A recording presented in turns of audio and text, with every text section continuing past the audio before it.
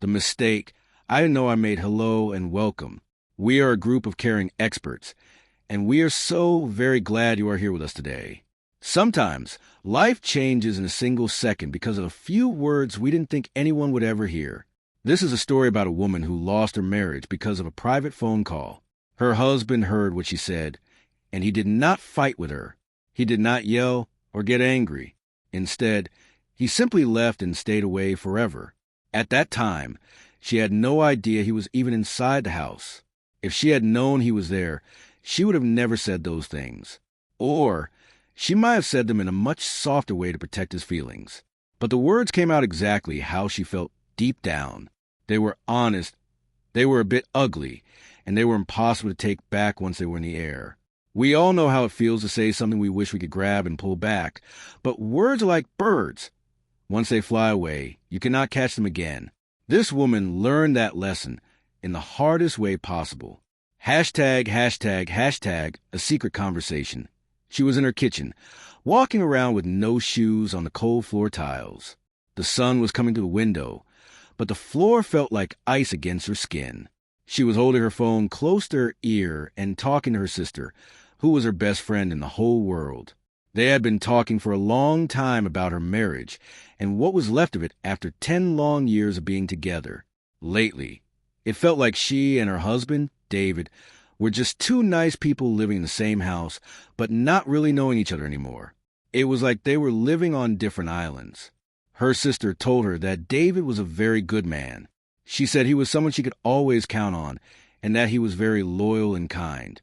The wife replied that she knew he was a good man, but that was actually the problem. She told her sister that she just did not feel anything for him anymore. It was like her heart had gone to sleep. She said she did not even miss him when he was away from home for work. She told her sister that she thought she only married him because he made her feel safe and sound, not because she was truly in love with him. She said those big, heavy words, "I don't think I ever really loved him." She said it so clearly, without any doubt in her voice. She thought the only person listening was her sister. Hashtag, hashtag, hashtag the moment the world stopped her sister, asked her if David knew she felt this way. She said no, and that he would never find out because she didn't want to hurt him. But right at that moment, she heard a small sound behind her. It was not a loud noise, just a tiny click or a rustle, but it was enough to make her feel very cold inside. Her stomach did a flip. She turned around slowly, her heart hammering against her ribs, and saw David standing right there in the doorway. He was still wearing his coat. He looked very white, like all the color had been washed out of his face, and his eyes looked at her like he was seeing a stranger he did not know. Her heart stopped beating for a second. David did not scream at her. He did not say anything mean or call her names. He just looked completely broken into 1,000 pieces. It was the kind of hurt that you cannot fix with a Band-Aid because it happens all at once. He told her very quietly that he had just gotten home a few minutes ago. His voice was so calm that it was actually very scary to hear.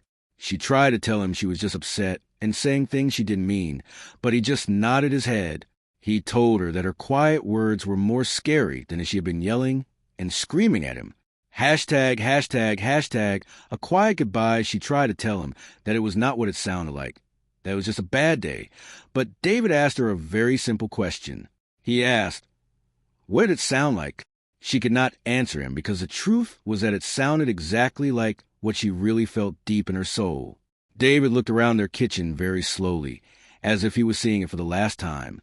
He looked at the little magnets they put on the fridge from their vacations and the marks on the wooden table where they had eaten so many meals together. He was looking at the life they had built together bit by bit over 10 long years. Then he said something she would never forget as long as she lived. He thanked her for being honest with him. She started to cry right away, the tears falling fast. She told him she never wanted him to hear those words, but he said that she still meant them, and that was what mattered. When she tried to get close to him to say sorry, he put his hand up. He did not push her. He just wanted her to stop moving and talking. He said he did not want a version of love that she had to explain to him.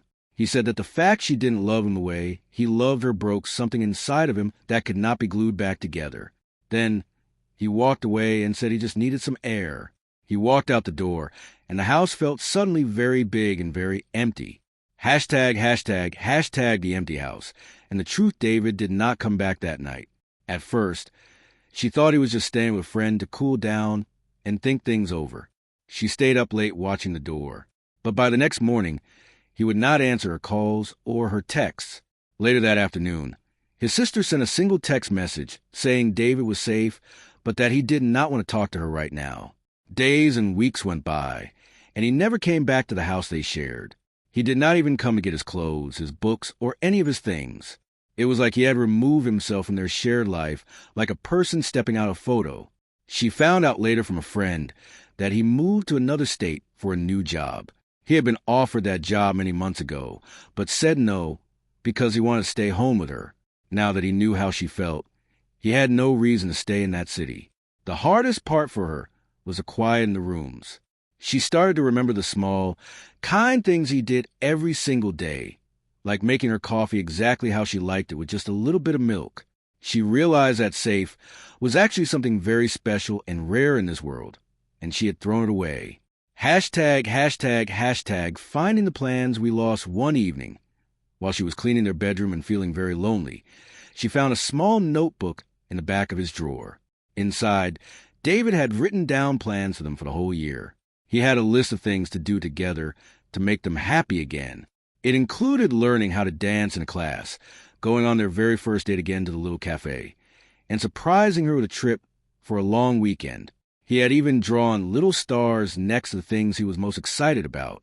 At the bottom of the page, in his messy handwriting, he had written the words, "Don't lose her." She sat on the floor and cried very hard for a long time because she realized he had been trying to save their marriage the whole time she was giving up on it.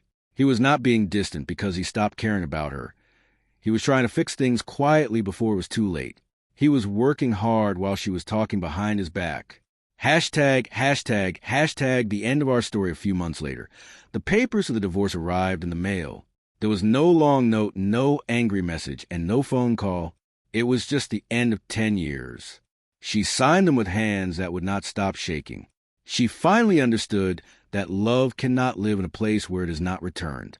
It is a two-way street that needs two people walking toward each other.